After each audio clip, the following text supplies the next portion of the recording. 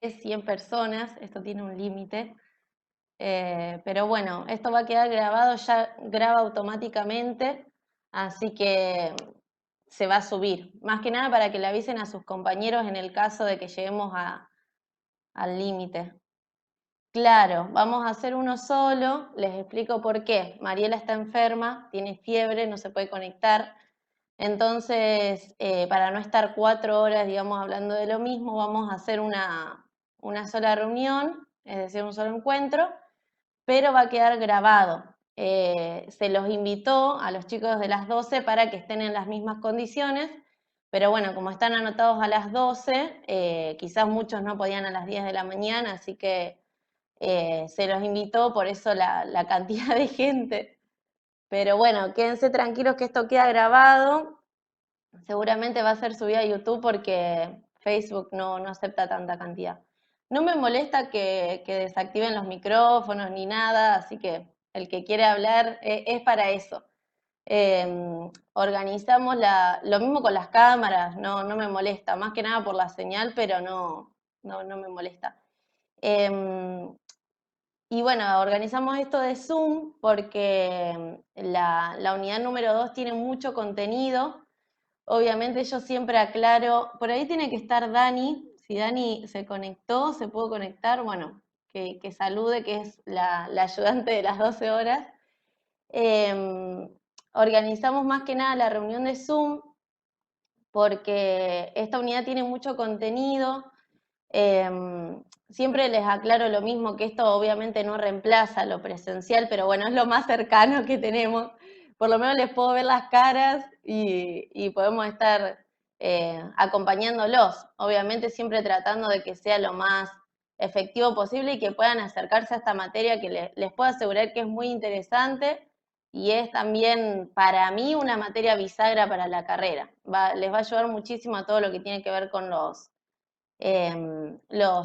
digamos, lo que pueden observar en un paciente y todo. Así que, bueno, les voy a compartir pantalla. Si se corta o algo, ustedes me avisan para que ustedes puedan ver el PowerPoint. A ver. Ahí está.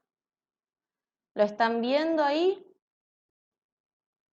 Seguramente les tiene que estar apareciendo. Sí, sí, se ve. Genial, buenísimo. Sí, Sí, espectacular. Bueno, antes que nada, les pregunto, ¿pudieron ver el video anterior, los videos de la unidad 1?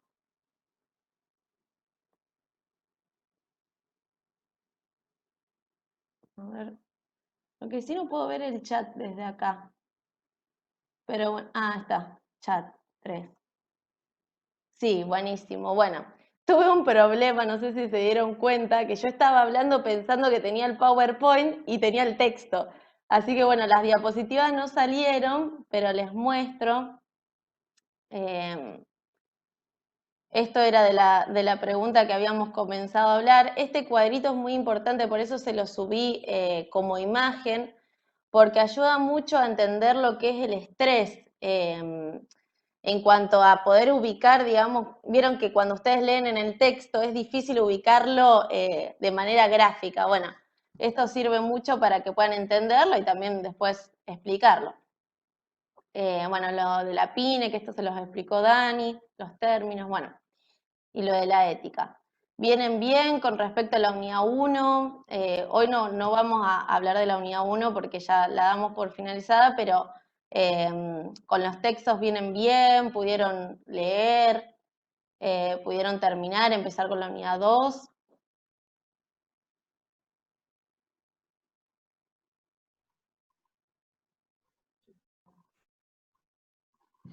no, quedó en silencio.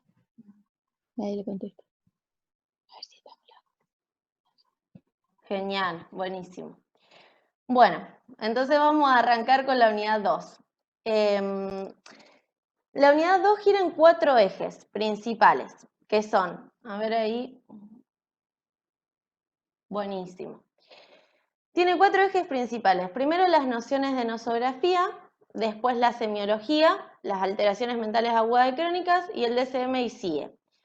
Hoy vamos a tratar de poder, por lo menos, los dos primeros ejes que queden claros. Son bastante largos, pero vamos a tratar de explicarlos por medio de las diapositivas. Esto está en base a la guía de lectura que tenían de las nociones de nosografía, con la bibliografía de Suárez Richard, de Goldman, bueno, y el otro, la semiología de Henry A. La primera pregunta hacía referencia a la diferencia entre nosología y nosografía.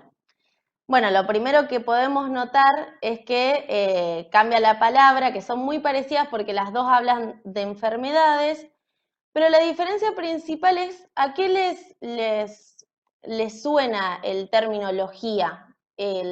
Nosotros en nuestra profesión termina en psicología, el último término tiene la misma concepción. ¿A qué nos enseñaron en los cursillos? Exacto, el estudio de algo. Bueno, esto es lo mismo. La nosología hace referencia a la ciencia que estudia las enfermedades, es decir, el estudio de las enfermedades, a diferencia de la nosografía, que es una disciplina. Este Power, sí, no hay problema. Este Power en realidad no tiene mucha información. Es, digamos, para que vaya guiando la explicación. Quizás le sirva, digamos, para ubicar todos los términos de todas las unidades en uno, pero no hay problema. Yo se los subo como para que tengan una guía. Bueno, entonces la diferencia principal la tenemos en los términos. Uno es el estudio de las enfermedades, el otro habla de la descripción de las enfermedades. A diferencia, uno es una ciencia, el otro es una disciplina. Entonces la diferencia principal va a ser que la nosología es la ciencia que incluye distintas disciplinas. Entre una de ellas encontramos la nosografía. Por lo tanto, vamos a encontrar más de una disciplina. Yo acá les puse dos más, como para que tengan idea, esto no lo tienen que saber, pero para que puedan ubicar a dónde se encuentra la nosografía. Después tenemos la nosonomía, que también les va a sonar el término como nomenclatura, nominación. Bueno, la nosonomía habla de la conceptualización de las enfermedades. ¿Qué nombre se le ponen a las enfermedades? Sí, perdón, despacio en cuanto a velocidad o despacio al volumen. Capaz No, que no, grito.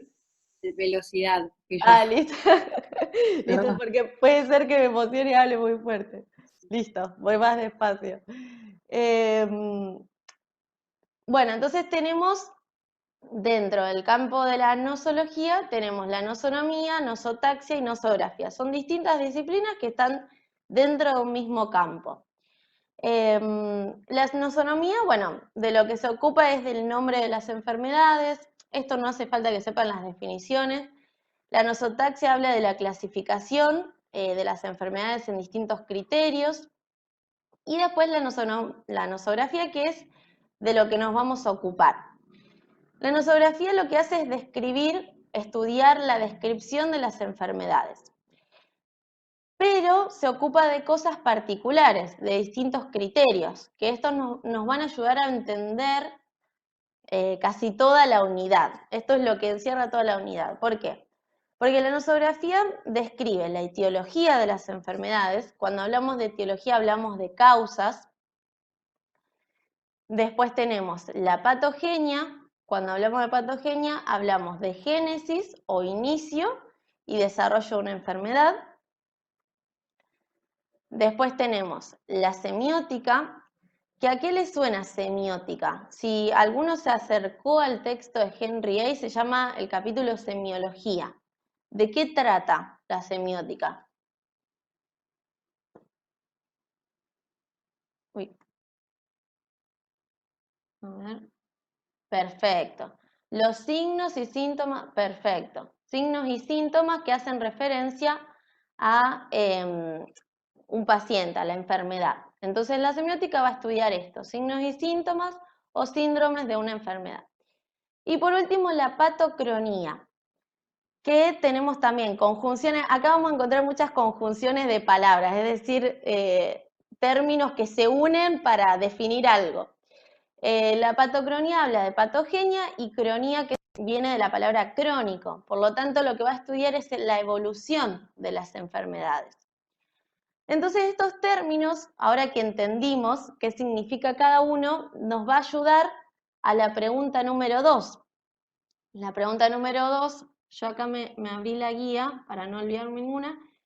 ¿Cómo han sido agrupadas las clasificaciones médicas a lo largo de la historia? Bueno, las clasificaciones, ustedes tenían 3 principales, que son las descriptivas, etiopatogénicas y anatomopatológicas. Bueno, ahora que entendemos estos términos, vamos a saber de qué se tratan.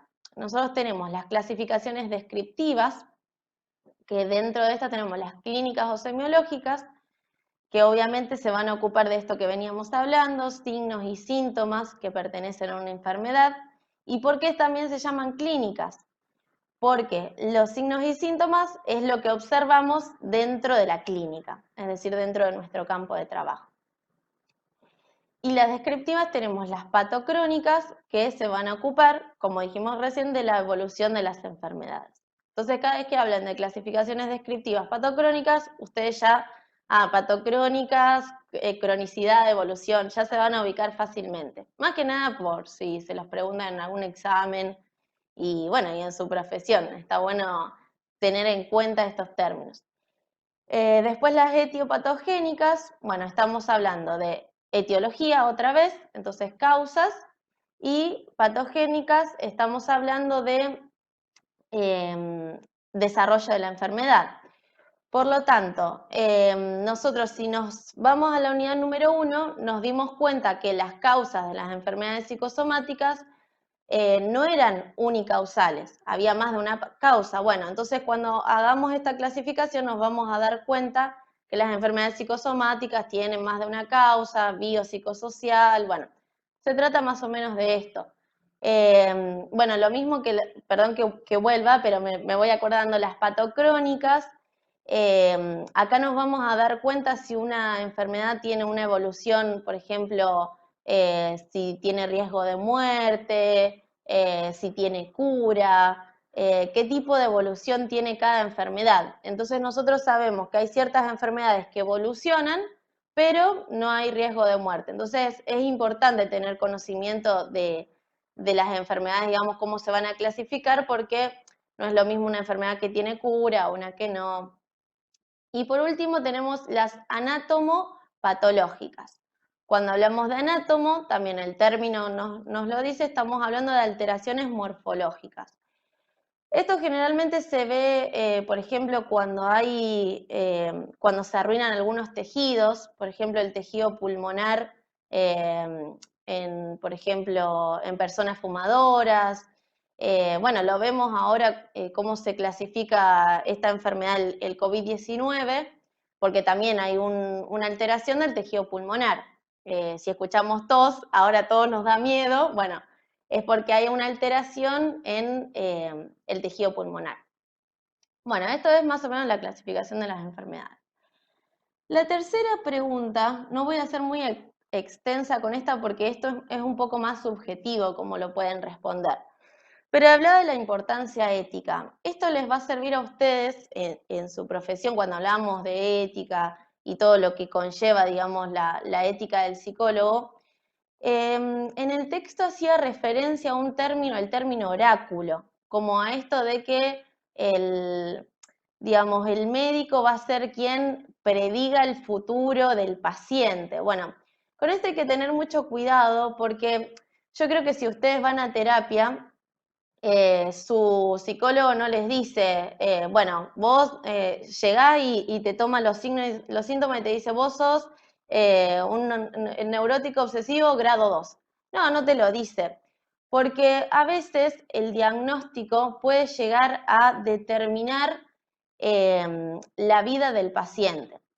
Entonces, bueno, ¿cuál es la importancia ética de estas clasificaciones? Justamente el no clasificar a las personas por su diagnóstico. Digamos, esto es más subjetivo, es como lo piensan ustedes, pero la importancia es que, digamos, no tomar a una persona como, bueno, este es un esquizofrénico. No, en realidad una persona que tiene esquizofrenia y puede responder a determinados síntomas, a determinados tratamientos, pero no esa persona va a estar determinada para siempre por su enfermedad.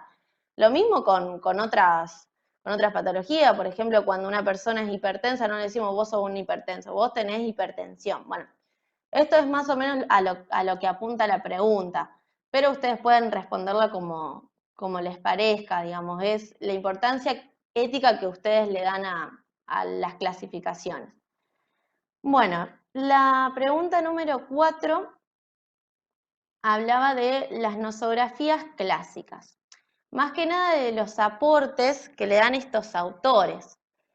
¿Cuál es la importancia? Primero, antes de empezar a responder a las nosografías clásicas, debemos saber que dentro del campo de la nosografía se dividió al principio alrededor de los años 1800. Esto es un poco de historia, pero bueno, es para ubicarse nada más, no se hagan problema por el tema de los años. Se dividió, digamos, la medicina en lo que es la clínica sincrónica y la clínica diacrónica, que para que ustedes lo puedan pensar, es lo mismo que pasa con, a ver, hay un mensaje en el chat. Disculpa, ¿en qué guía estás? Creí que era el cuadro. No, esta es la guía, la primer guía que se dio, la guía de lectura de la primera parte, sería el eje número 1 de la unidad 2.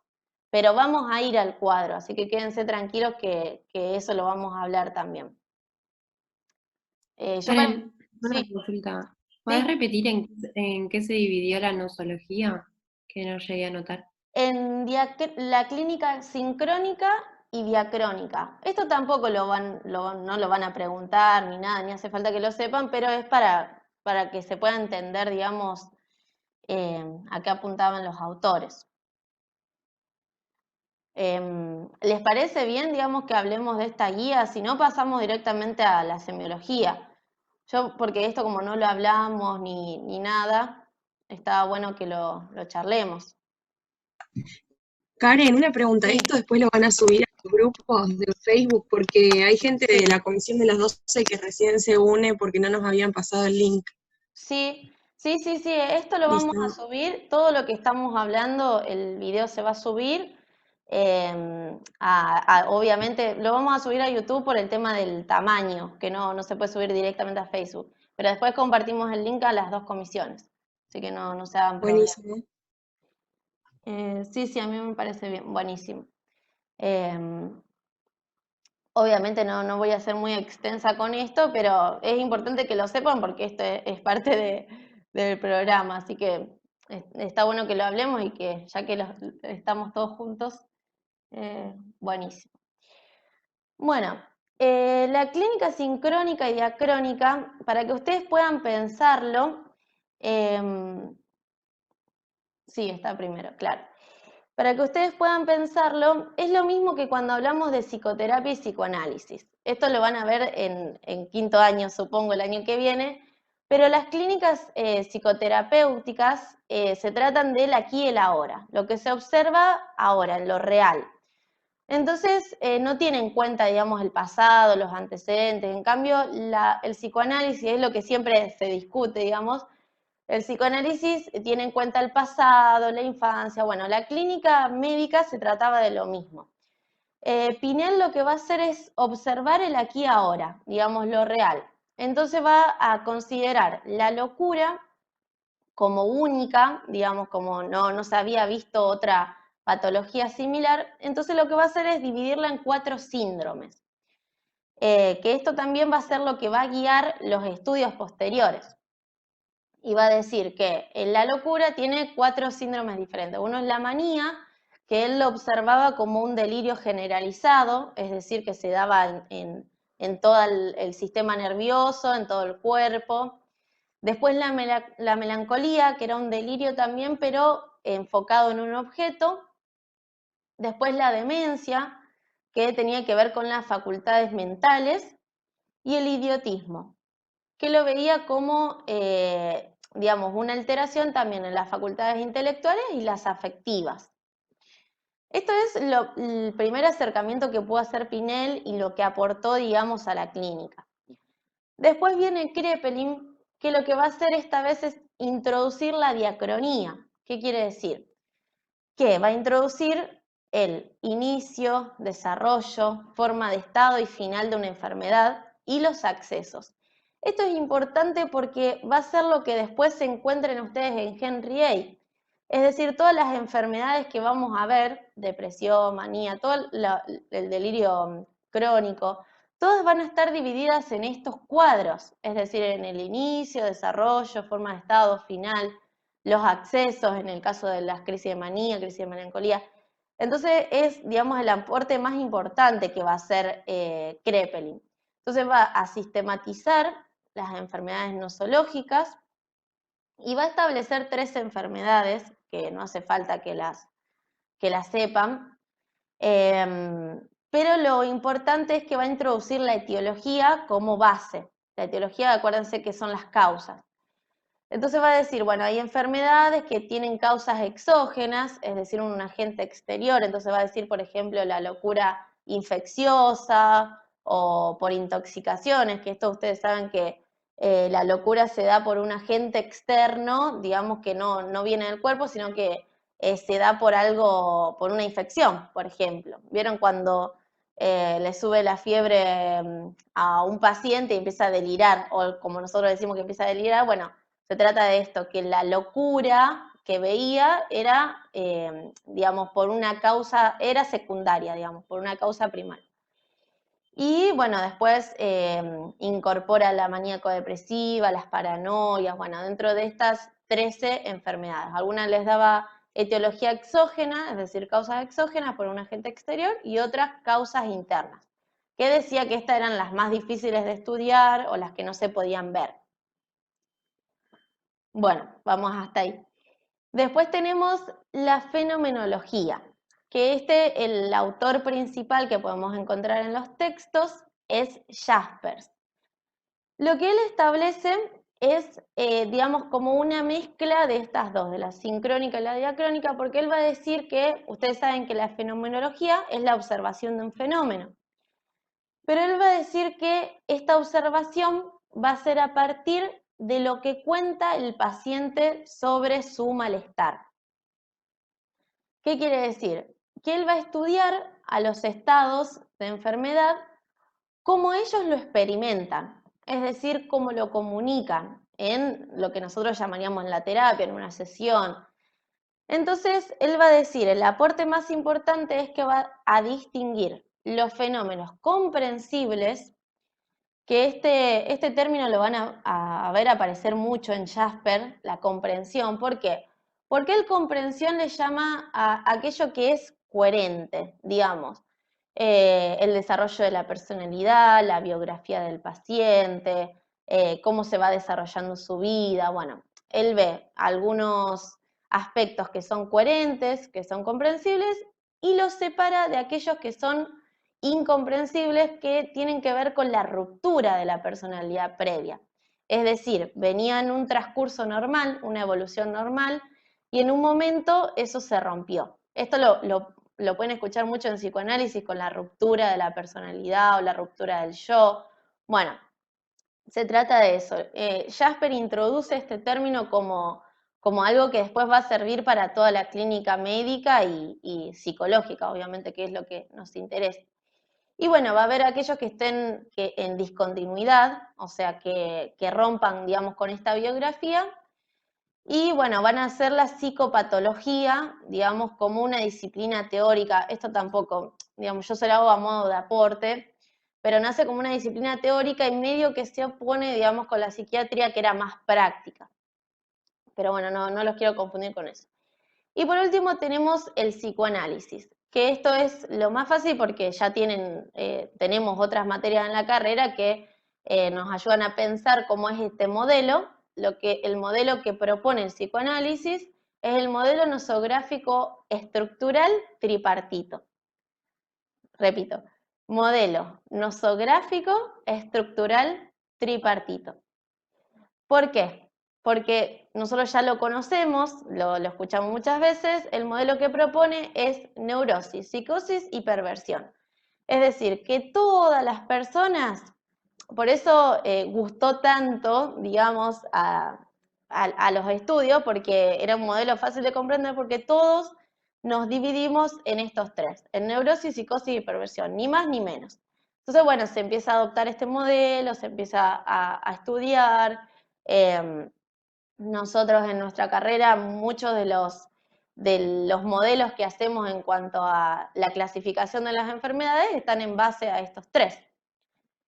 Así que bueno, ese fue el aporte más importante del psicoanálisis. Bueno, vamos con las 5, así no nos atrasamos tanto. Las 5, bueno, yo no la anoté en el Power porque esto yo les doy una pequeña idea de cuál fue el aporte principal, que es muy sencillo. ¿De qué se trataban las clasificaciones modernas o internacionales? Básico. Lo que hicieron en un primer congreso, también alrededor del año 1850, fue preparar una nomenclatura, es decir, empezar a poner en categorías a las enfermedades, o sea, por medio de distintos congresos, encuentros, dijeron, bueno, vamos a ponerle nombre a las enfermedades, a clasificarlas, después se llega, digamos, ¿por qué se llaman internacionales? Porque se llega a generar un consenso, un acuerdo, para que todos los países adopten las mismas enfermedades, es decir, que todos podamos estar hablando de lo mismo. Es básicamente eso. Entonces, bueno, ahí se crea, digamos, la clasificación internacional de enfermedades, o como lo conocemos, CIE, con esas letras, que esto lo vamos a ver más adelante, es el eje número 4, así que no se preocupen, pero básicamente las clasificaciones de las enfermedades, digamos las modernas, trataban de esto, de unificar. Las clásicas, bueno, aportaron y las modernas internacionales unificaron. Bueno, se le hacen algunas críticas, que esto lo tienen, yo lo tengo, los anoté exactamente como están en el texto, creo que es la página 175, 176, pero bueno, son medias generales las críticas, porque dice, bueno, es imposible tener un agrupamiento de enfermedades que obedezcan a un solo eje, y sí, por ejemplo, nosotros cuando vimos las enfermedades psicosomáticas, vemos que están clasificadas como aquellas patocrónicas porque evolucionan, digamos, no tienen cura, pero también son etiopatogénicas porque su causa no es unitaria, bueno, siempre van a obedecer a más de un eje, así que por eso se critica, digamos, este modelo. Es medio difícil, digamos, contemplarlo entero. Y lo mismo con su gran extensión, o sea, la diferencia de el CIE 9 del CIE 10 tiene casi el doble de categorías. Y también, bueno, es medio difícil, digamos, responder a esta crítica porque hay muchísimas más enfermedades y es difícil, digamos, unificarlas. Bueno, y hay otras críticas más que las pueden leer tranquilamente y las podemos discutir. Después, bueno, vamos directamente con la pregunta 7, que esto también es base para esta materia, se lo van a preguntar en cualquier lado si le toman el examen. La diferencia de estos términos. Bueno, cuando hablamos de signos, estamos hablando de todo aquello que se puede observar. Es decir, entra un paciente, lo ven por primera vez, ¿qué ven? Tiene tos, COVID-19. No, no siempre, pero todo lo que pueden ver. Por ejemplo, que tiene las mejillas rojas, o que está pálido, o que entra rengueando. Todo aquello que ustedes pueden ver a primera vista. A diferencia de los síntomas, que esto se va a tratar de todo aquello que el paciente cuenta acerca de su malestar. Esta reunión terminará en 10 minutos. Bueno, nos unimos con el mismo link. Quizás tarde un ratito porque se va a estar cargando el video, pero no, nos volvemos a conectar, no se hagan problema. Los síntomas se tratan de todo aquello que el paciente cuenta. Por eso tiene relación con el dolor, es decir, cuando nos dicen me duele la pierna, pero nosotros no vemos que está rengueando, bueno, que esto tiene que ver un poco más quizás con el psicoanálisis, pero la significación del síntoma trata de esto. ¿Qué significa ese dolor? Una jaqueca, si estamos hablando de estrés quizás, si estamos hablando de algo que es digamos, anatómico, que puede ser que le duela la cabeza porque tiene, no sé, fiebre, por ejemplo. Bueno, entonces, bueno, los síntomas va a ser todo aquello subjetivo, es decir, que nos cuente el paciente. ¿El síndrome qué es? Es el conjunto de signos y síntomas que se dan siempre de la misma manera. Es decir, que se combinan, a ver qué dice en el chat. ¿Esto de qué texto? De los dos, de Suárez Richard y de Goldman. En los dos están, porque ayer los leí de nuevo y están en los dos. Habla de signos, síntomas, síndrome, trastorno, enfermedad. Cualquier cosa, si no lo encuentran, se los mando. A ver. No, de nada. Estamos para eso. Bueno, después que se dan, bueno, de una manera combinada y se dan siempre de la misma manera, ya lo podemos llamar síndrome. Pero ¿en qué se va a diferenciar con el trastorno? Que en el trastorno vemos diferentes síndromes combinados, ya vemos evolución. Entonces, esto se me ocurrió un ejemplo para explicarlo. Por ejemplo, nosotros cuando vemos las crisis, que esto lo vamos a ver más adelante, así que no se preocupen por el qué significa crisis, pero cuando vemos una crisis melancólica, ¿qué vamos a ver como signos y síntomas? Bueno, vamos a ver tristeza, vamos a ver llanto, gritos, lo que sea. Bueno, vamos a ver una crisis melancólica.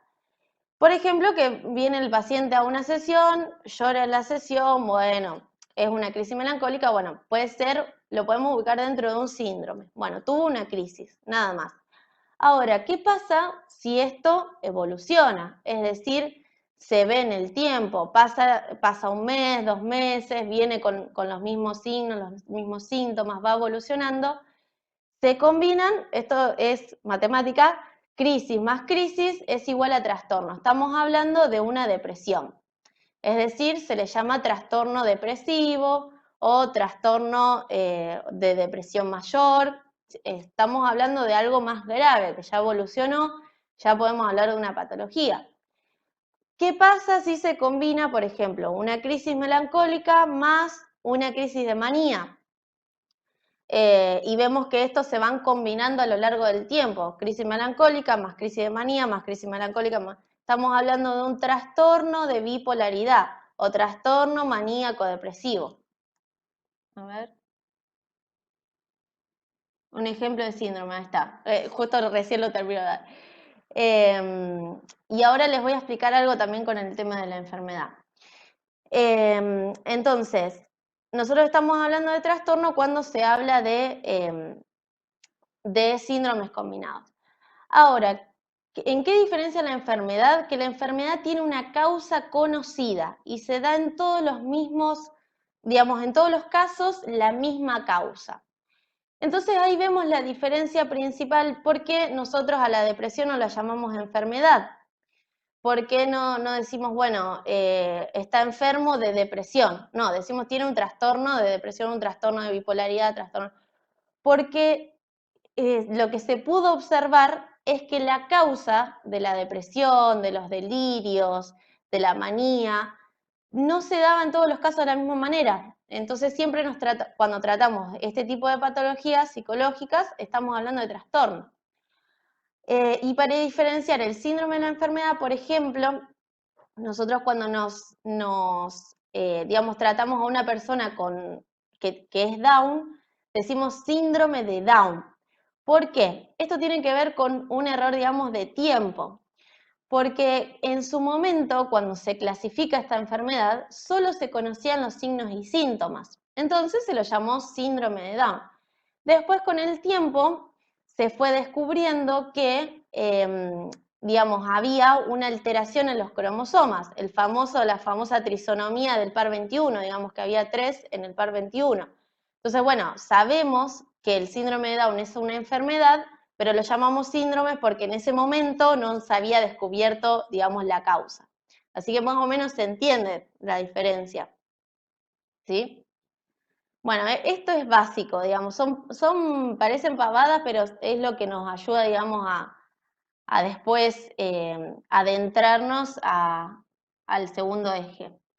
A ver la segunda, el chat. Bueno, hubo ahí un error de cálculo. Profe, Sí, es una sí, pregunta. sí, decime. Por ejemplo, si Sí. el síndrome es el conjunto de signos y de síntomas, Sí, podría ser, por ejemplo, el conjunto de un dolor de cabeza y dolor de panza con lo que cuenta el paciente, como que, por ejemplo. exactamente. Puede ser, nosotros podemos ver justamente una crisis, es decir, puede ser, Llanto, gritos. claro, dolor. Nosotros podemos hablar, por ejemplo, no hablamos de melancolía porque es un trastorno, pero hablamos de una crisis, digamos, decimos, bueno, tuvo una crisis de melancolía o tuvo, por ejemplo, a ver si lo pensamos como lo contrario, digamos, tuvo una crisis de manía, vino súper exaltado, o cuenta que esa semana se sintió muy emocionado, que tuvo recuerdos de la infancia y bueno, todo esto se va agrupando y nosotros lo tomamos como un síndrome. Decimos, bueno, tiene un conjunto de signos y síntomas que puede responder a un síndrome. El síndrome también es, digamos, médico o si se quiere, digamos, Claro. algo que es conocido. Nosotros juntamos, digamos, los signos y los síntomas a modo de, digamos, como datos que nos van a ir revelando primero el síndrome, después el trastorno y si hay enfermedad. Digamos, son los Claro. pasos que nosotros vamos siguiendo. Pero también los síndromes están, digamos, dentro de un cuadro médico, digamos. Pero bueno, nosotros lo podemos llamar en nuestro ámbito como crisis de melancolía, de manía, bueno. Pero sí, es exactamente eso, juntar lo objetivo de lo subjetivo. A veces hay dolores que no coinciden digamos, con lo físico, que bueno, esto tiene que ver mucho con lo que decíamos, digamos, con lo que cuenta el paciente, con que tiene que ver con distintos factores biológicos, psicológicos, sociales. A ver. Claro, gracias. Entonces, no, por favor. Entonces, luego de una primera consulta solo vamos a tomar notas de signos y síntomas, pero no es posible hacer diagnóstico. No, totalmente, totalmente. Es muy buena pregunta. Esto nos va a llevar también a la última pregunta, justo, que es la de diagnósticos. Es importantísimo conocer, digamos, que el profesional de la salud conozca, y esto también tiene que ver con la importancia ética, conozca, digamos, bueno, obviamente los signos y los síntomas, para llegar a un tratamiento y el pronóstico que serían los resultados esperados. ¿Por qué es importantísimo? Y porque a veces discutimos, digamos, con las terapias alternativas, o sea, sin menospreciar ni nada, ni criticar, pero muchas veces falta este conocimiento, digamos, el conocimiento de cuáles son las enfermedades, cuáles son los trastornos, cuáles son los síndromes. ¿Por qué? Porque si falta esto, no es lo mismo darle un tratamiento. Generalmente las terapias alternativas dan el mismo tratamiento a personas que son totalmente diferentes y quizás necesitan diferentes tratamientos. Incluso nosotros, a veces necesitamos distintas terapias y vamos a distintos psicólogos porque no encontramos el que es para nosotros. Bueno, es lo mismo. Hay que tener conocimiento de el tipo de signo y síntoma que responde, que es lo que vamos a dar justamente en esta materia, porque si hay un error en el diagnóstico, va a haber un error en el tratamiento y en el nos exceden a nosotros. Por eso a veces se habla de síndrome, porque es como lo que pasaba con el síndrome de Down. Por eso di ese ejemplo, porque hasta que no se conozca la causa no se lo llama enfermedad. Ahora nosotros sabemos, digamos, de manera teórica que, bueno, es una enfermedad porque hay afección y todo, pero se le llama síndrome solamente por eso, porque no hay una causa conocida para el mundo médico, digamos. Y Sí, en el trastorno, sí, o sea, es la combinación de esos síndromes exacto. combinados, pero en los cuales evoluciona en el tiempo, y Sí. eso puede hacer que esa combinación de signos y síntomas Sí. cambie. Cosa que, porque en el síndrome se da siempre igual, decíamos. Sí. En realidad no, se da siempre de la misma manera también, esa combinación. Digamos, nosotros lo vamos a ver eso en la materia, pero llevándolo, yo lo traigo al ejemplo de la depresión y la manía porque son los que vemos. Obviamente hay muchos más que están fuera del campo de la psicología, pero por ejemplo, en el trastorno maníaco depresivo, las formas de acceso son diferentes, pero están dadas también. O sea, por ejemplo, podemos tener combinaciones más frecuentes, digamos que se den en menor tiempo entre crisis de manía y crisis de melancolía, que se den en mayor tiempo, que se dé una sola vez en la vida una crisis de manía y una de melancolía y ya es suficiente, digamos, para considerarlo un trastorno. Hay combinación, no siempre se da de la misma manera, pero la combinación es la misma, digamos. Encontramos los mismos signos, los mismos síntomas y los mismos síndromes. Pero las formas de acceso pueden ser diferentes. O sea, hay inicio, hay desarrollo, hay forma de estado y forma de terminación o no, digamos. Pero están dados. ¿Está bien? ¿Sí? Buenísimo. Igual esto obviamente lo vamos a seguir repitiendo porque cuando demos las enfermedades de cada uno se van a ir dando cada uno su forma de estado, su inicio. Así que esto lo vamos a seguir mencionando.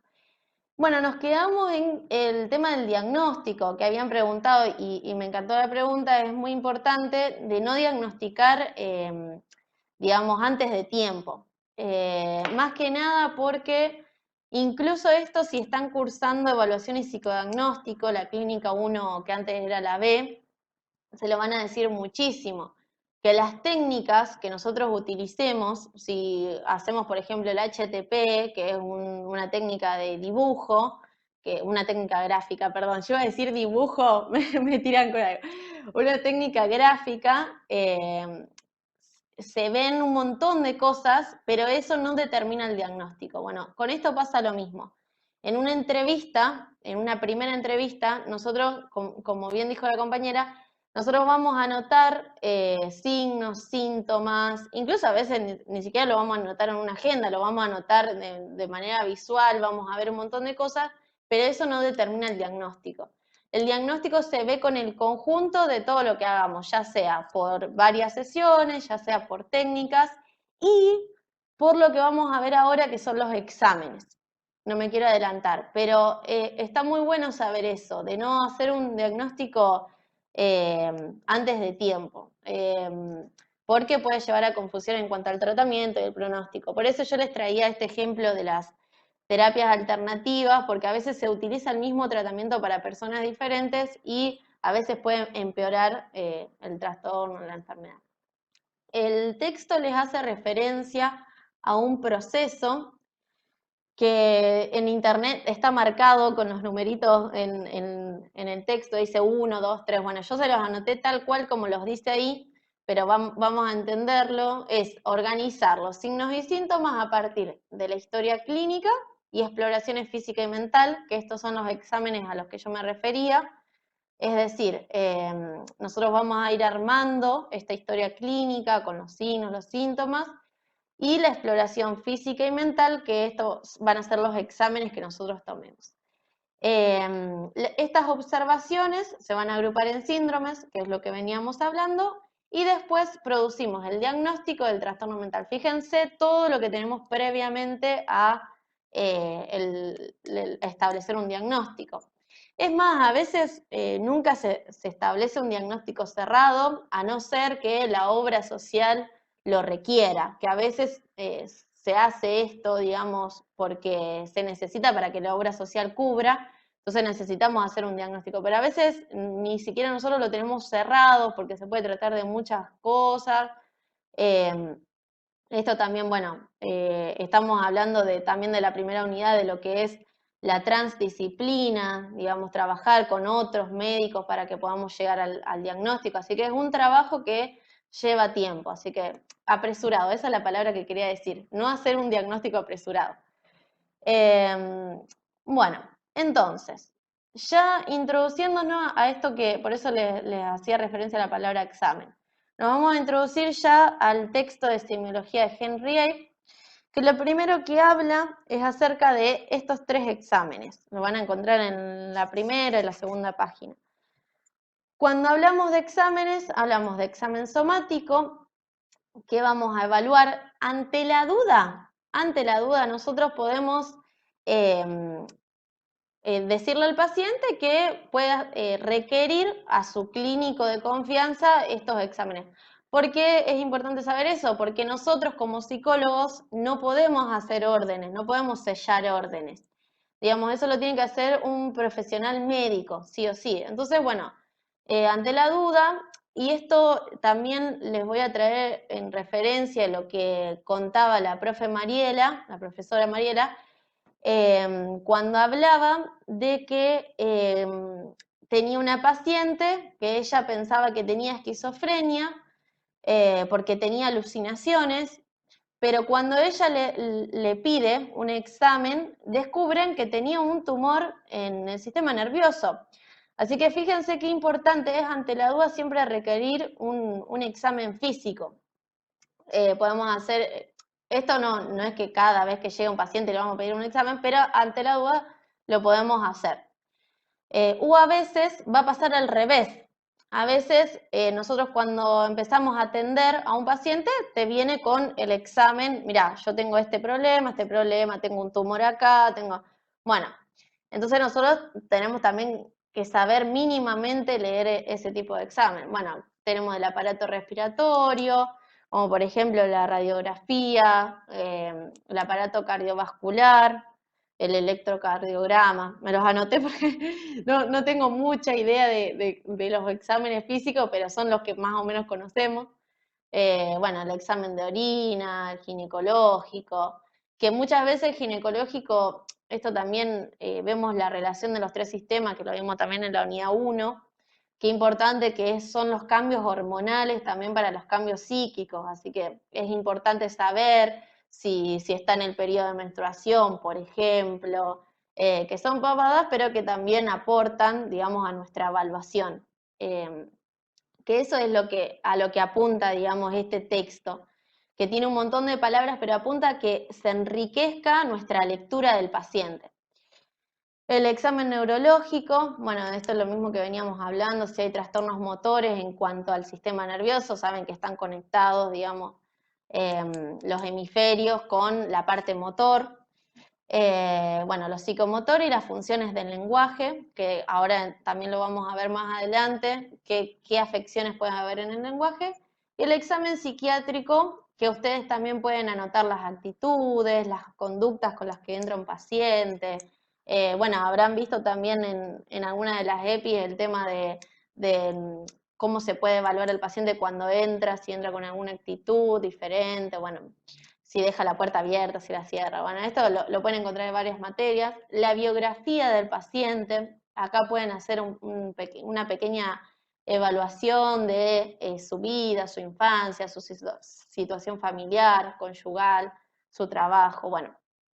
Esto hace referencia al examen psiquiátrico, que son cosas que pueden anotar a modo de amnesis, si no me equivoco, no me acuerdo bien la palabra, pero es un examen que ustedes pueden anotar lo básico de la historia del paciente. Bueno, vamos al primer plano, la semiología del comportamiento.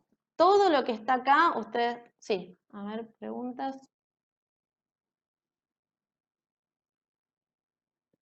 Anamnesis, gracias Constanzo, sí, anamnesis, no me acordaba de esa palabra. Bueno, semiología del comportamiento. Esto también lo encuentran en el texto de Henry A., donde dice semiología del comportamiento, el primer plano semiológico. En cuanto a la presentación, vamos a encontrar el biotipo, que esto es su apariencia física. El pícnico es el petizo gordito, digamos, el longilíneo flaco y alto, el atlético, que yo le llamo el Mr. Músculo, y bueno, otros rasgos, digamos, físicos, que esto obviamente no es determinante. No quiere decir que todas las personas petizas y gorditas van a ser depresivas y todos los altos y flacos van a ser maníacos. No, no estamos diciendo eso, pero aportan, como venimos diciendo, aportan al diagnóstico. Puede ser que en la mayoría de los casos haya una cierta relación entre estos biotipos y las patologías. En cuanto a la mímica y la psicomotricidad, tenemos hipermimia, que esto quiere decir el exceso de la mímica, de la expresión, que esto lo utilizan mucho los actores. La amimia, digamos, cuando esto incluso yo lo relaciono, digamos, cuando hay parálisis, cuando ya no puede ni hablar la persona de, por ejemplo, una melancolía muy fuerte, y la pobreza mímica, que esto, como le dice la palabra, cuando no tiene expresión, que le decís que te pasa nada, bueno, no tiene poca expresión en lo que está contando, capaz que te está contando que se fue de viaje y te lo cuenta con una mala onda, bueno, pobreza mímica. Después el porte, esto tiene que ver con la indumentaria, el aseo, esto lo pueden ver en el transcurso también de las sesiones. Si ustedes tienen siempre sesiones en el mismo horario y te dice, por ejemplo, yo salgo de trabajar y voy, y todos los días viene con el uniforme de trabajo, y en esa sesión vino sin el uniforme. Bueno, esto puede ser una lectura de un síntoma, de algo que nosotros podemos leer. Nos podemos preguntar, ¿qué pasó hoy? ¿No fuiste a trabajar? O vemos que hace 3 días que no se baña. Bueno, ¿de qué se puede estar tratando? Parecen cosas simples, pero esto aportan al diagnóstico también. La conducta verbal.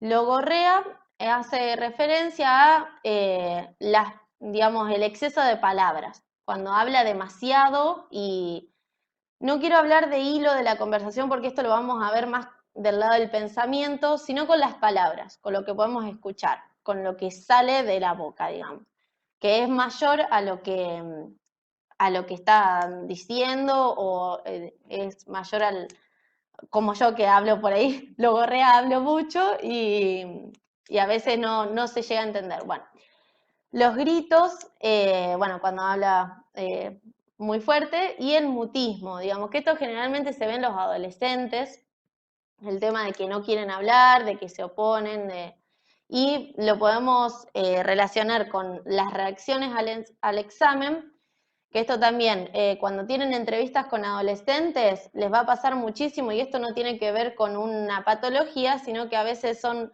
síntomas que se dan dentro de, que esto también lo van a dar en PPL o en la biológica 2, seguramente lo dieron, el tema de la oposición, la indiferencia. Bueno, los adolescentes, como ustedes saben, están pasando por la independencia, digamos, entonces tienen que generar cierta rebeldía para empezar a valerse por sí mismos. Entonces, bueno, esto si se ve en un adolescente es un poco más normal, pero si se ve en un adulto hay que ver por qué. Logorrea, claro, exactamente, como una verborragia. Perfecto. Sí, sí, sí. Sí, muchas palabras a la vez. Bueno, y tiene que ver con esto, si lo ven en un adulto, bueno, ¿a qué cosas se opone? ¿En qué cosas no quiere hablar? ¿De qué cosas? Bueno, la indiferencia a ciertos temas, en qué cosas coopera y en qué cosas tiene confianza. Esto tiene que ver con la transferencia, digamos, con en qué cosas, digamos, se siente identificado incluso con el médico, digamos, o con el psicólogo. Bueno, estas son cosas que pueden ir notando.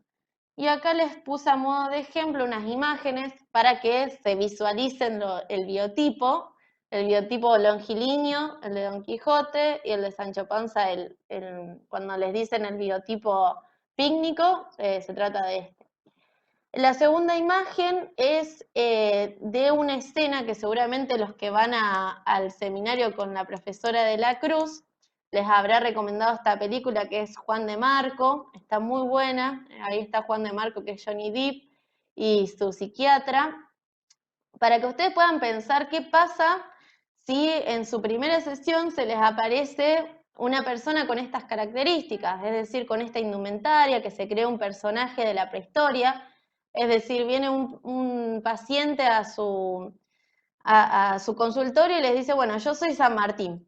Bueno, a ver, vamos a anotar qué cosas dice, qué cosas habla, su indumentaria, la presentación, cómo se presenta. Todo esto tiene que ver con el primer plano, digamos.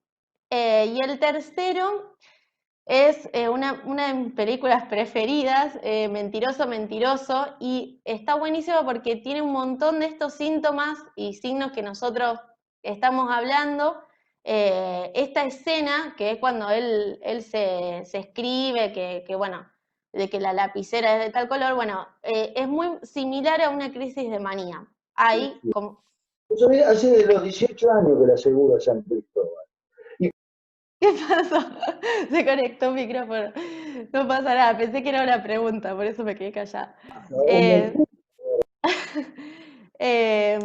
Bueno, en esta escena es lo más parecido a una crisis de manía. La agarra, lo gorrea, la hipermimia. O sea, en general este actor, Jim Carrey, si vieron alguna película, se ve perfectamente la hipermimia. O sea, la mímica expresada en exceso. Por eso les puse esta imagen, porque las expresiones que tienen sus películas, bueno, se pueden acercar a la hipermimia, y para que se puedan ir haciendo las imágenes mentales de lo que vamos hablando.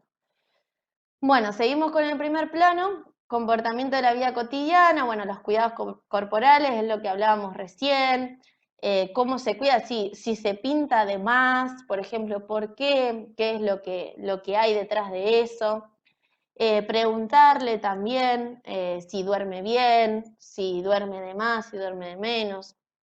El comportamiento sexual hace referencia generalmente cuando hay alguna impotencia, estamos hablando de alguna patología o alguna alteración en la biografía del paciente. Entonces, ¿por qué cuando hay, digamos, sexualidad en exacerbación? Bueno, tiene que ver con, pues, puede tener algún rasgo de manía, digamos, cuando está acelerado. Por eso se pregunta, digamos, este tema. Las conductas alimentarias, bueno, sabemos que hay distintas patologías con respecto a lo alimentario, como la bulimia, la anorexia, bueno, que no quiere decir que porque el paciente no coma va a ser bulímico o anoréxico, pero puede tener que ver con algún proceso de duelo, digamos, puede darnos indicios sobre alguna patología. La vida familiar, bueno, esto también podemos ir viendo los vínculos, las relaciones y la actividad socioprofesional. Esto tiene que ver con el trabajo, el estudio, bueno, cómo lo va llevando, si está abandonando ciertos estudios, ciertas actividades, si tiene hobbies, bueno, todas estas cosas tienen que ver con la vida, el comportamiento de la vida cotidiana, cómo se desenvuelve. Las reacciones antisociales, aunque cuando las vemos a primera vista parecen súper exageradas, son muy comunes y se pueden ver tranquilamente en el consultorio. El tema de las fugas tiene que ver con en qué situaciones el paciente se escapa de esa situación. Obviamente están escritas de manera literal, pero podemos encontrarlas en menor medida en pacientes que quizás no tienen que ver con una psicosis, que se dan dentro de la neurosis y que tienen una significación. Por eso estamos hablando de la significación del síntoma. ¿Qué nos quiere decir con esto? Si alguna vez tuvo alguna fuga, bueno, ¿qué fuga? ¿Por qué? ¿En qué situación? ¿A qué se escapaba? A veces tiene que ver con algo coherente, que se estaba escapando de una situación de violencia, por ejemplo. Bueno, esto también nos dan indicios. Suicidio, obviamente, un chiste de humor negro, pero si es literal no nos va a estar contando, sino que estamos hablando de algún acto, digamos, que tenga que ver con un intento de suicidio. ¿Por qué? ¿Qué situación? Bueno, esto también lo vamos a indagar. Atentado contra la moral, esto lo van a escuchar muchas veces en pacientes, incluso en amigos, en familia, cuando dicen, por ejemplo, no, yo no lo merezco, o esta persona, yo estoy de novio con esta persona, pero no lo merezco porque yo soy así. No, ¿por qué? O, por ejemplo, no, sí, yo siempre tengo la culpa de todo. Bueno, ¿por qué? Puede ser que esté ocupando un rol de chivo expiatorio, que esto también lo habrán visto en la social, no me acuerdo si era la 1 o la 2. Bueno, esto tiene que ver con el atentado contra la moral, digamos, qué pensamientos tiene sobre sí mismo y sobre la realidad también. Bueno, el robo, que se puede volver en una cleptomanía, que esto también estamos hablando de un trastorno. Así que bueno, vemos en qué medidas, puede pasar dentro del consultorio, así que esto también es un síntoma para leer. Incendio, también esto puede pasar, digamos, se puede volver de algo pequeño, digamos que esto, digamos, en la significación lo podemos encontrar con aquello que se quiere acabar, que se quiere terminar, digamos, qué cosas son las con las que quiere desaparecer. Entonces, bueno, esto también se lee como un síntoma muy importante porque también se puede volver una piromanía, que también es un trastorno. Y por último, el homicidio, bueno, obviamente esto es un síntoma bastante claro, que tiene que ver con, bueno, atentar contra la vida de una persona, a quién, cómo, por qué, bueno, todas estas cosas son síntomas que nos van a hablar de la vida del paciente. Bueno, pasamos, ¿vamos bien? Yo sé que hablo mucho, pero van entendiendo, se va entendiendo con las imágenes, todo. Bueno, ahí vi algunos sí con la cabeza. Sí, todo bien, buenísimo. Yo sé que es tedioso y es mucha información, pero les puedo asegurar que en el texto está todo, lo tienen con estas mismas palabras, yo después les paso el Power, así lo tienen bien, bien gráfico. Pero es bastante fácil. Bueno, pasamos al segundo plano, de la actividad psíquica basal actual. Vamos primero con el título. Estamos hablando de actividad psíquica, es decir, actividad de la psiquis. Basal quiere decir de base, o sea, con qué viene el paciente en esta sesión. O sea, la actividad psíquica de base actual, o sea, ya, ahora, con qué actividad viene el paciente. Entonces, en este plano vamos a estudiar de la claridad y de la integración del campo de la conciencia, y esto tiene que quedar bien diferenciado de qué es la conciencia y qué es la memoria, que no es lo mismo. Una cosa es un estado y otra cosa es un registro.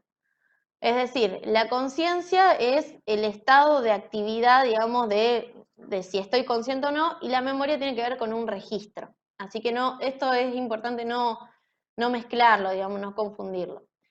Bueno, estas palabras que están dentro de la conciencia son varias, pero para que ustedes tengan una idea, van de la más grave, digamos, son todas graves, bueno, no tanto, digamos, el estado crepuscular también es grave, pero, digamos, en cuanto a la conciencia es de la que mayor se pierde a la que menos se pierde.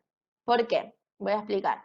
En la abolición no hay conciencia, o sea, la persona está inconsciente, no hay conciencia para nada. En el embotamiento, o sea, voy a explicar la obnubilación. En la obnubilación hay una pérdida de conciencia, pero la persona puede estar atento, digamos, la conciencia no está en su máximo esplendor, pero está obnubilada, o sea, está trabada por algo que, por ejemplo, está recordando, o, por ejemplo, esto pasa en los accidentes, que hay conciencia, pero no se acuerda de nada, o se acuerda, pero muy poco. Bueno, la conciencia estaba, pero estaba obnubilada.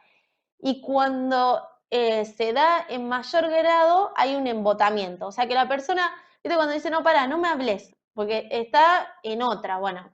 El embotamiento es eso, cuando la conciencia se traba. O sea, no está inconsciente, porque la persona no es que queda inconsciente, pero está embotada. O sea, no puede estar atento a lo que se está hablando. Tampoco confundamos con la atención, ojo. Pero no puede atender porque está embotada la conciencia. Bueno, tiene que ver con grados. La confusión nos puede pasar a todos. Que, viste, cuando dice, no, está recolgado, está pensando en otra cosa, bueno, eso es la confusión, o sea, es un estado de conciencia que está en otra y, bueno, se colgó y después volvió. Bueno, y los estados crepusculares generalmente se dan en las epilepsias, que esto también lo vamos a dar más adelante, las epilepsias como enfermedad, como trastorno, pero es decir, que la actividad del sistema nervioso es tan fuerte que no deja pasar a la conciencia. O sea, hay conciencia de lo que está pasando alrededor. Obnubilación, sí. Obnubilación. está en el texto. Capaz que me confundí la palabra, pero a ver, por las dudas me voy a fijar. Obnubilación, sí, obnubilación simple está en el texto. Sería como un grado menor de conciencia. Y bueno, los estados crepusculares, digamos, se dan en las crisis epilépticas porque el trabajo de la conciencia es tan fuerte que no deja la conciencia. ¿Está bien decir que desde los estados crepusculares hasta la...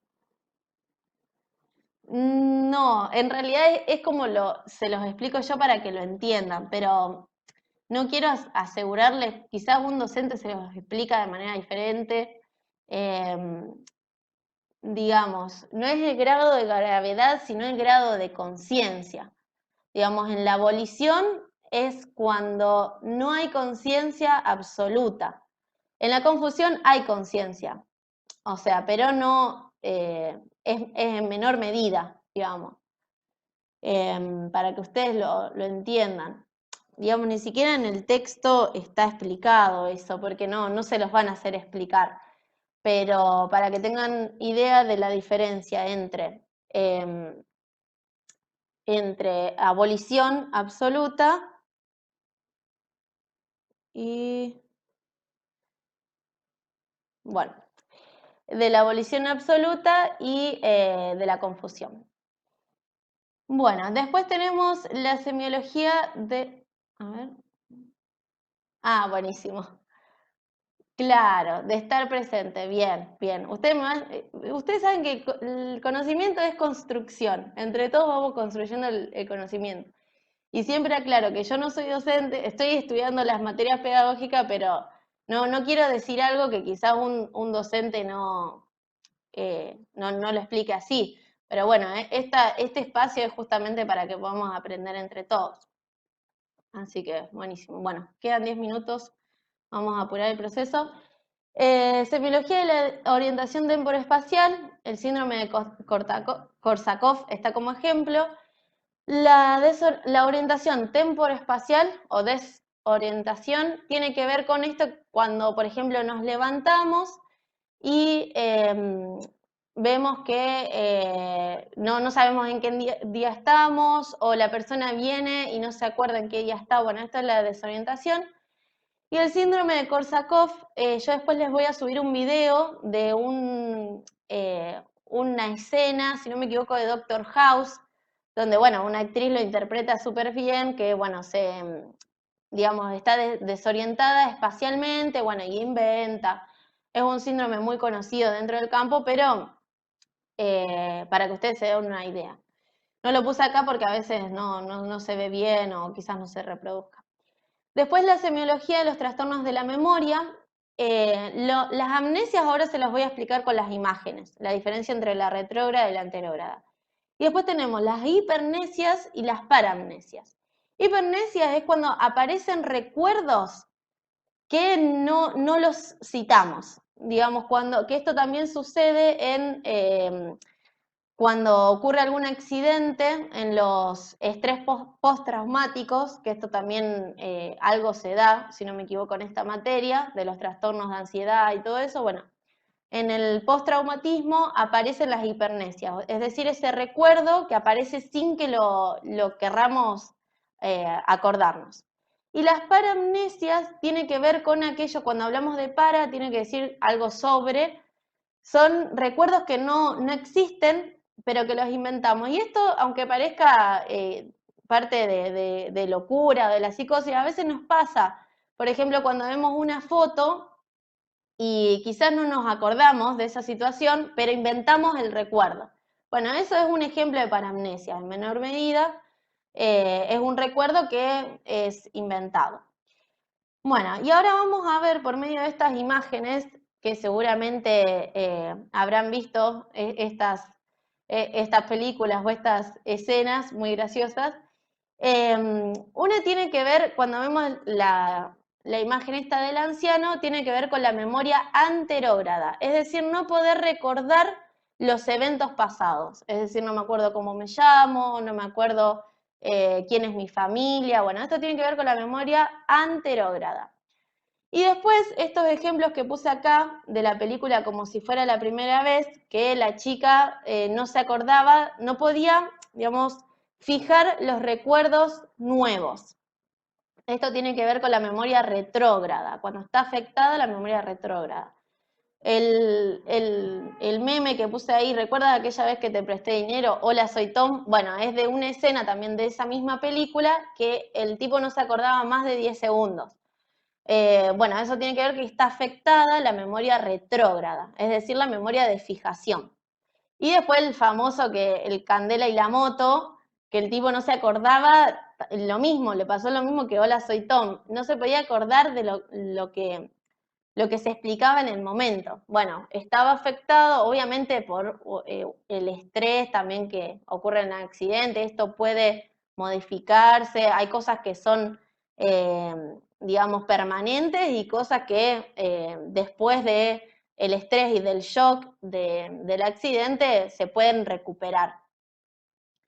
Pero bueno, me pareció adecuado, digamos, para explicar estas dos memorias. Y también se pueden combinar, por ejemplo, en el Alzheimer o en la demencia senil, se pueden combinar y se puede producir una amnesia anterorretrógrada. O sea, se combinan estas dos y se pierden muchos de los recuerdos pasados y los de recién. Vieron que a los abuelitos a veces hay que recordarles muchas cosas. Bueno, es porque se empiezan a afectar las dos memorias. Bueno, en el segundo plano también tenemos la semiología de la afectividad de base u holotímica, que esto tiene que ver, a ver, lo tengo acá, con el tono afectivo que predomina. Es decir, en nuestro paciente, ¿qué vemos lo que predomina en las sesiones? Si predomina la insatisfacción, el dolor, el miedo, la desesperanza, o si predominan los afectos expansivos, placer, esperanza, alegría, bienestar. Algunos tienen que ver con algo más normal, si se quiere, no me gusta la palabra normal, pero que se da en la mayoría de los casos, o algo que se da justo en una sesión que, bueno, tuvo algún evento que pudo causar ese afecto, digamos, más depresivo o más expansivo. Esto hay que tenerlo en cuenta también para determinar después el diagnóstico. Y después la semiología de la actividad sintética de base. Acá tenemos trastorno de la atención, por eso les dije que no lo confundamos con la atención, porque tenemos la tónica y la fásica. La tónica es la más selectiva, digamos, yo pongo atención en esto. Y la fásica es la que me distraigo con cualquier cosa porque tengo la atención puesta en varias cosas a la vez. Que esto se da generalmente en los hiperactivos. ¿Vieron en el TDA, el trastorno de disfunción de atención? Bueno, se trata de esto, de que tienen más desarrollada la fásica y la tónica no pueden hacer foco, digamos, no pueden seleccionar el foco de atención. Después tenemos las alteraciones de la abstracción y operaciones intelectuales. Esto tiene que ver con funciones puramente matemáticas, digamos. Por ejemplo, la abstracción se da... ¿Vieron esos ejercicios o esos juegos que traen en los diarios, en las revistas? Bueno, yo soy más grande por ahí, pero que traen al final como el dibujo y después la sombra. Y vos tenés que determinar cuál coincide con el dibujo. Bueno, eso es una función de abstracción. O sea que yo puedo imaginar un objeto que no está. Que esto muchas veces, fíjense por qué hay tantas dificultades con la materia lingüística, que es una pavada, pero también tiene que ver con esta función de abstracción, que no está quizás desarrollada o lo que sea, que esta capacidad nos permite, digamos, ver o imaginar cosas que no están de manera física. Por eso la materia lingüística cuesta tanto, porque además de aprender una materia como cualquier otra, también se necesita de la capacidad de abstracción. Y bueno, operaciones intelectuales, todo lo que tiene que ver sumas, restas, bueno, y todo. Hay que ver si en nuestro paciente esto está afectado por algo externo o por alguna patología. Trastornos del curso del pensamiento. Acá tenemos dos que aparecen en el texto, pero yo les quiero mencionar algunos más, porque esto nos puede ayudar también a ver en el paciente cuando se aparece con estos síntomas. Hay que dividir al trastorno del pensamiento en, uno, curso del pensamiento, que es el que aparece acá. Nosotros encontramos el estado normal o común es la eupsiquia. Se los voy a escribir en el chat, a ver si aparece acá. Eupsiquia. Ese sería el estado normal, digamos en equilibrio.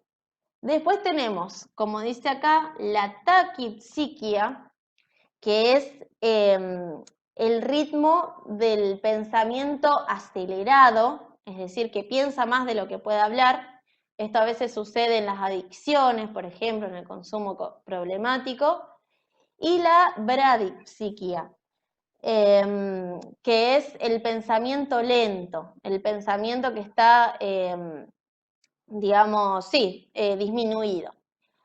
Después tenemos algunos que no aparecen, pero que pueden ayudar, el bloqueo, es decir, la mente en blanco, que no puede pensar, que esto aparece en la esquizofrenia, digamos que deja la frase sin terminar, y en la ansiedad. Después tenemos la viscosidad, que esto es un pensamiento lento, que también esto puede aparecer en la esquizofrenia. Y bueno, la excitación, que también lo vamos a ubicar en la taquipsiquia para no marearlos. Esto tiene que ver con el curso de pensamiento. Pero también tenemos la forma del pensamiento, que puede haber un desorden dentro de la forma del pensamiento, que tenemos fuga de ideas, es decir, que se dan una idea atrás de la otra y no puede hablar de un tema porque se da fuga de ideas una atrás de la otra. Tenemos perseveración, es decir, ¿vieron cuando, por ejemplo, tienen que rendir un examen y no pueden hablar de otra cosa? Bueno, eso es una perseveración, que está la idea fija y por más que se le hable de otra cosa, me conecté antes. Bueno, vamos con lo último, ya es re poquito, yo sé que... Hola, ahí está. Yo sé que es muy tedioso y que la atención no dura 2 horas, es muchísimo, pero bueno, ya terminamos, nos queda re poquito. Y también para que puedan acceder a esto, que es una oportunidad también para aprender entre todos, y se puedan ir sacando las dudas. Bueno, estaba diciendo que en los trastornos... ¿Están todos? A ver, no sé cuántos había... Éramos como 70 y algo. Sí. Bueno, éramos un montón. Sí, bueno, de todos modos esto queda grabado, pero bueno, se van a ir agregando a poco. Lo bueno es que no tengo que aprobar las solicitudes, entonces se van agregando solo, eso está bueno. Bueno, ya hay 30. Bueno, esto va a quedar grabado, después lo subimos. Bueno, estábamos hablando de los trastornos del pensamiento, hablamos del curso o del flujo del pensamiento, de la forma del pensamiento, que hablamos de fuga de ideas, perseveración, y tenemos laxitud de asociaciones, que quiere decir que todas las ideas tienen la misma importancia. Nosotros cuando estudiamos algo, generalmente, a ver el chat. Karen, en Zoom fíjate que te da más tiempo. Sí, es una opción paga, creo. Yo todas las reuniones que hice por acá siempre fue para de 40 minutos. Pero bueno, ya quédense tranquilos que es lo último. Aparte, mejor así queda grabado por partes y no queda todo en un solo video, porque sería muy pesado. Pero bueno, ya terminamos. Y después tenemos los trastornos del contenido del pensamiento. ¿Podrías repetir lo que dijiste después de fuga de ideas? Sí, perseveración. Ah, mira, no, yo nunca pude. De última, esto antes que nada aclaramos, esto es excepcional, no es que siempre nos vamos a encontrar en Zoom. Es excepcional porque esta parte es bastante difícil, pero la próxima, si es que hay próxima, la podés organizar, Clau, y nos unimos. nos unimos a, si vos tenés la del tiempo ilimitado. Yo la primera vez que tuve, o sea, la vez que tuve ilimitado fue la primera vez. Y después ya todas las otras veces me da el límite de tiempo, de 40 minutos. Sí, repito, eran fuga de ideas, perseveración y laxitud de asociaciones. Esto yo lo encontré en un autor, si no me equivoco, de PPL, que está muy bueno porque te da todas las características, creo que son 12, pero bueno, no me acuerdo el nombre del autor, después si lo encuentro se los paso. Pero está bueno, digamos, para pensarlo esto también, no es que se lo van a preguntar así en detalle, pero ustedes pueden diferenciar entre el curso del pensamiento, es decir, su velocidad, de la forma que tiene el pensamiento y del contenido. Se los voy a anotar, así les queda. Tenemos forma del pensamiento, fuga de ideas, perseveraciones y laxitud de asociaciones. Ahí está. Y después tenemos contenido del pensamiento, tenemos obsesiones, que esto también lo vamos a ver ahora más adelante, compulsiones o actos compulsivos, fobias, ahora los voy a explicar, quédense tranquilos. Delirios, ideas delirantes. Bueno, y ahí les anoté los de contenido.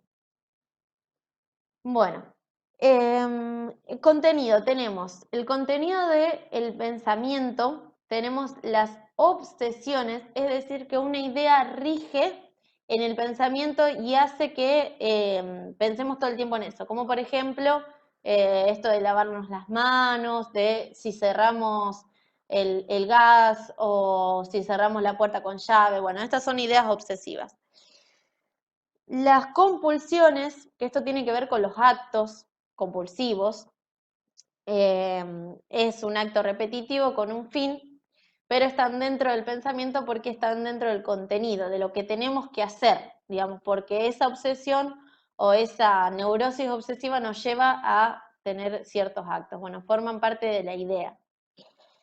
Las fobias, bueno, ya sabemos que es un miedo que se centra en un objeto o situación o persona. Bueno, estas fobias, bueno, en realidad en personas no porque está sustituido, sería en objetos. Están dentro también del contenido del pensamiento, pero sobre todo lo más importante, los delirios o las ideas delirantes, es lo más importante, ¿por qué? Porque una idea delirante, esto también lo vamos a ver en los delirios crónicos. Pero para que tengan un pequeño acercamiento, las ideas delirantes es lo que rige la vida de una persona. Es decir, una idea pequeña, una idea que tenemos sobre la vida, por ejemplo, una idea que tenemos sobre las cosas, se vuelve una idea rectora. Es decir, que esa idea va a hacer que toda mi realidad gire en torno a esa idea.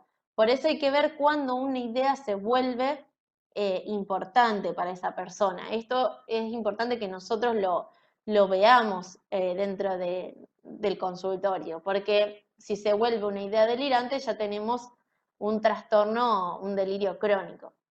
Así que bueno, esos son el contenido del pensamiento. Bueno, acá puse dos caras de los afectos, lo que vimos acá de afectos depresivos y expansivos.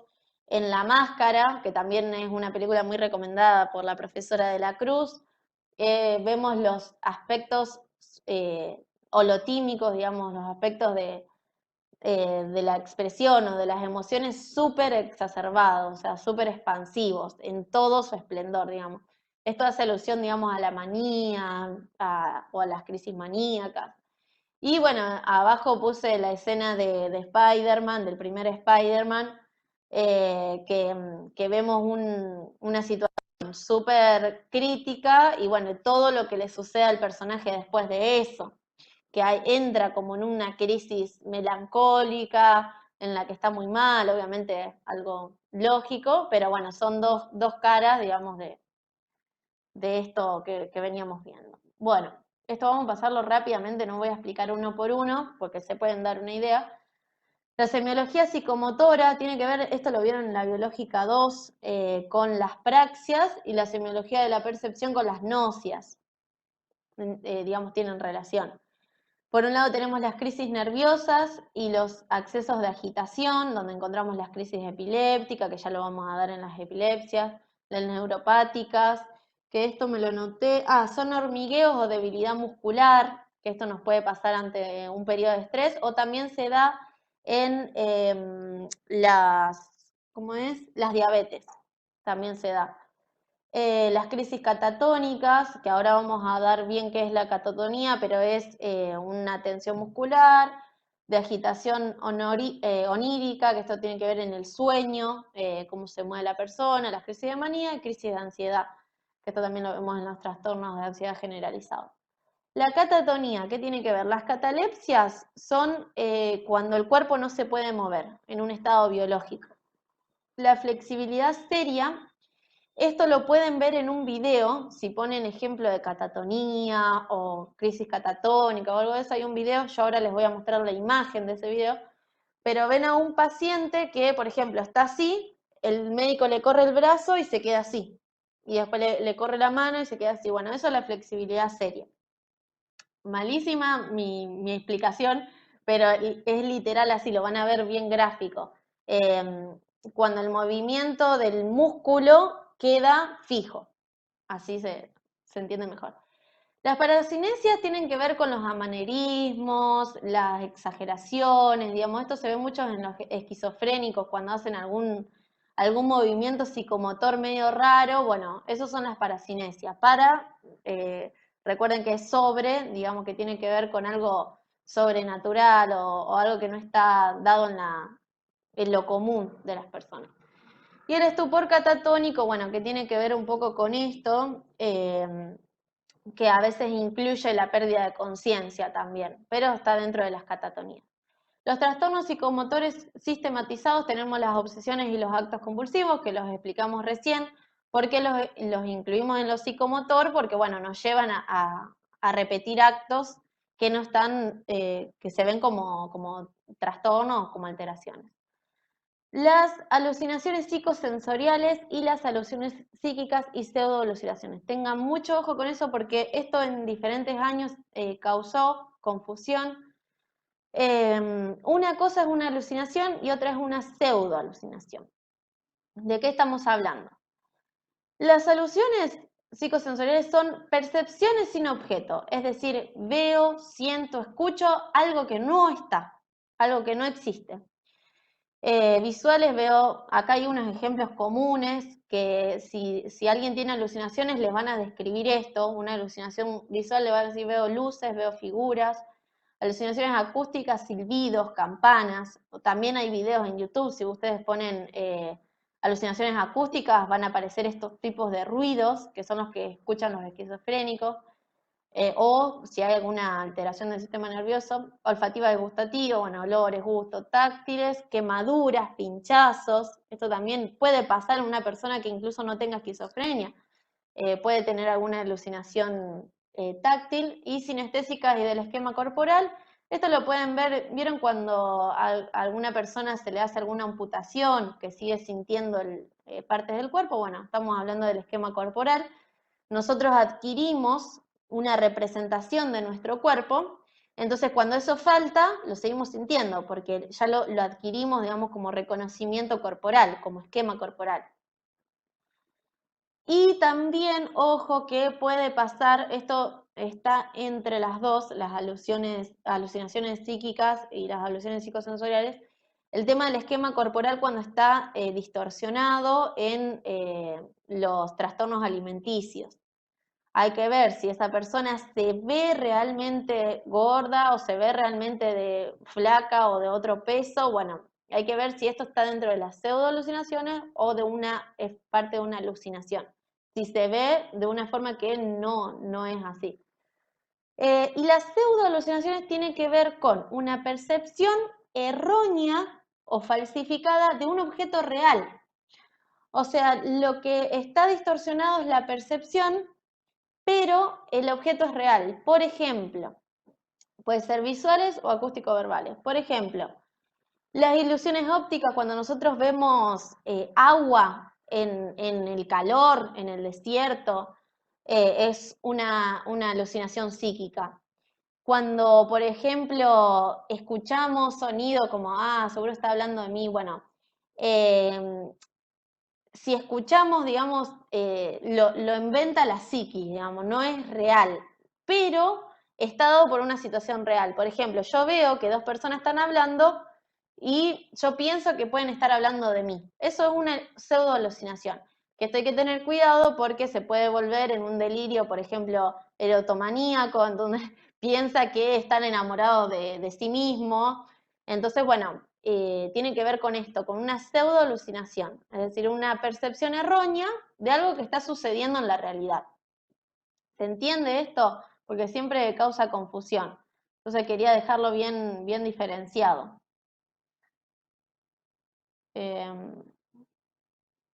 Díganme si se entendió, si no. Sí, se entiende, se entiende. Buenísimo. Bueno, cualquier cosa igual después pueden hacer las dudas. Bueno, acá está la imagen que les decía, el tema de la flexibilidad seria. Hay un video, yo les muestro la imagen para que se ubiquen en el video, pero se ve súper gráfico. No sé si es real o no, yo creo que sí, pero bueno, es muy viejo y esto se trata de una catatonía, de una esquizofrenia, donde la persona se queda en el mismo lugar donde lo ubicaba el médico. Después, bueno, las ilusiones ópticas, de las que me refería recién. Y en el otro cuadrito, en la otra imagen, vemos la escena, la primera escena de la película Mejor Imposible, que también es recomendada por la profesora de la Cruz, o incluso en los links que dejaron la profesora Saboini también debe haber alguna de estas películas porque refleja mucho de lo que estamos hablando. Esta película, esta escena específicamente habla de el famoso TOC, el trastorno obsesivo compulsivo, y bueno, hace diferentes actos impulsivos, digamos, basados en ideas obsesivas, y se puede ver bien claro. Y por último, ya terminamos, el tercer plano semiológico, que son los trastornos de la personalidad. Acá ya estamos hablando de una estructura de personalidad. Se estudia el carácter, es decir, ya tenemos los síntomas de presentación, es decir, la semiología del comportamiento, y los síntomas de la actividad basal actual. Entonces, ya nos vamos a algo de la personalidad, es decir, que forma parte del sujeto, de que lo hace entero, digamos, a la personalidad. Entonces, acá ya hablamos del pasado, del presente, del futuro y de estructuras. Dentro de los trastornos del carácter, a ver, puede ser que haya faltado signo. Sí. Sí, el automatismo mental en realidad no lo incluí porque no lo sé explicar, digamos, no les quiero decir algo que no es. Pero el automatismo mental es hacer algo de manera automática, según cómo lo entendí. Esto después la profesora Mariela se lo va a explicar mejor, yo lo voy a anotar como una consulta y vamos a desarrollar todas las dudas que hayan quedado. Pero como yo lo entendí, es algo que se realiza de manera automática sin que nosotros lo hagamos de manera voluntaria. Eso es lo que entendí yo. No lo den por hecho, sino que se los va a contestar mejor la profesora. Por eso no lo incluí, porque lo que no sé en profundidad no lo quiero explicar de manera incorrecta. Así que bueno, buenísimo que se haya entendido. Bueno, dentro de los trastornos del carácter tenemos, por ejemplo, las psicopatías, algunos tipos de delirios, pero lo que nos vamos a enfocar nosotros son en las estructuras, el yo neurótico, que acá esto lo sabemos por las otras materias, por psicoanálisis, que tenemos conflictos intrapsíquicos, es decir, entre las instancias del yo, el ello y el superyo. El yo psicótico, tenemos una ruptura entre el yo y la realidad. O sea, el conflicto principal se encuentra entre el yo y la realidad. Hay una ruptura biográfica del sujeto con lo externo. Y el yo demencial, donde acá se pierden algunas funciones cognitivas, lo principal que hay es la razón y la memoria. Son las dos cosas que se pierden en el yo demencial. Entonces tenemos alteraciones en ese sentido. Y las amnesias de la personalidad, ¿por qué están separadas del resto? Porque acá hablamos de un trastorno orgánico. O sea, la causa primaria es orgánica, las otras son psicológicas. En todas, como hablamos siempre, en todas encontramos factores biopsicosociales, pero la causa primaria de las oligofrenias y de los retrasos mentales es orgánica, por eso están por separados. Bueno, no quiero hablar más porque sé que es mucha información, son 2 horas de mucha información. Yo ahora le voy a dar la palabra a Dani, que les va a comentar un poquito del tema, de un comentario acerca de cómo nos venimos manejando, pero desde ya les decimos que todas las dudas, ahora voy a anotarlo de automatismo mental, pero todas las dudas las pueden seguir escribiendo, nosotros estamos para eso, para sacarle todas las dudas que hayan quedado hoy, que seguramente fueron muchas, porque yo quizás no lo expreso de la mejor manera, pero todas las dudas las pueden escribir en el chat, en la mensajería privada, en el Facebook, y las vamos a responder, así que no se hagan problema. Dani, si vos querés comentar.